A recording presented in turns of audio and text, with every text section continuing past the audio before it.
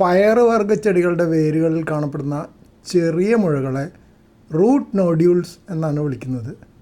ഇവ വെറും മുഴകളല്ല, മറിച്ച് ചെടിയുടെ വളർച്ചയ്ക്കും മണ്ണിൻ്റെ ഫലപുഷ്ടിക്കും സഹായിക്കുന്ന അത്ഭുതകരമായ ഒരു സംവിധാനമാണ്. അതെന്താണെന്നല്ലേ, അതിനകത്ത് റൈസോബിയം ബാക്ടീരിയ ഉണ്ടാവും.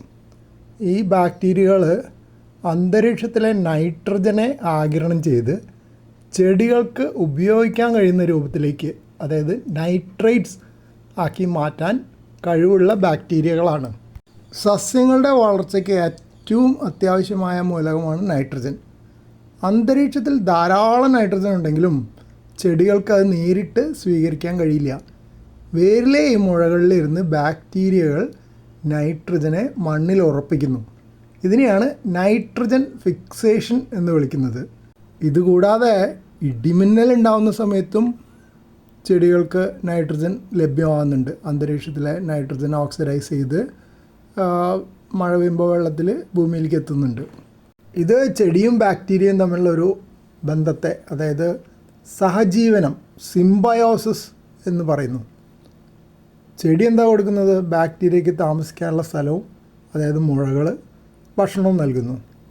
ബാക്ടീരിയ കൊടുക്കുന്നതോ ചെടിക്ക് വളരാൻ ആവശ്യമായ നൈട്രജൻ, അതായത് നൈട്രേറ്റ് വളം. പയറ് ചെടി വിളവെടുത്ത ശേഷം അവയുടെ വേരുകൾ മണ്ണിൽ തന്നെ ചീഞ്ഞഴുകാൻ അനുവദിക്കുന്നത് നല്ലതാണ്. ഈ മുഴകളിലെ നൈട്രജൻ മണ്ണിൽ കലരുകയും അടുത്ത തവണ കൃഷി ചെയ്യുന്ന ചെടികൾക്ക്, ഉദാഹരണത്തിന് നെല്ല്, പച്ചക്കറി, അതിനൊക്കെ സ്വാഭാവിക വളമായി മാറുകയും ചെയ്തു. ഇത് പലപ്പോഴും ക്രോപ്പ് റൊട്ടേഷൻ്റെ ഭാഗമായിട്ട് ഉപയോഗിക്കാറുണ്ട്. പയറിൻ്റെ വേരിലെ മുഴ ഒന്ന് മുറിച്ച് നോക്കിയാൽ ഉള്ളിൽ പിങ്ക് നിറം കാണുന്നുണ്ടെങ്കിൽ അതിനർത്ഥം അവിടെ നൈട്രജൻ ഫിക്സേഷൻ സജീവമായി നടക്കുന്നു എന്നാണ്. ലെഗ് ഹീമോഗ്ലോബിൻ എന്ന വർണ്ണവസ്തുവാണ് ഈ പിങ്ക് നിറത്തിന് കാരണം.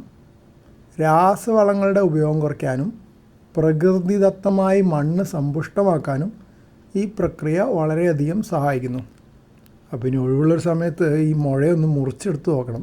ഒന്ന് മുറിക്കണമെന്ന് ആലോചിച്ചാൽ, പക്ഷേ ചെടിക്ക് കേട് പറ്റിയാലോ എന്ന് ആലോചിച്ചു. പിന്നെ രണ്ടാമത് ആലോചിച്ച് നോക്കുമ്പോൾ കുറേ മുഴകളില്ലേ, അതിലേറ്റവും വലുത് ഒരെണ്ണം മുറിച്ചെടുത്ത് നോക്കാം അടുത്ത ദിവസം എപ്പോഴെങ്കിലും. എന്നിട്ട് പിങ്ക് നിറമുണ്ടോയെന്ന് അറിയാലോ. അത് കാണുകയാണെങ്കിൽ പോസ്റ്റ് ചെയ്യാം.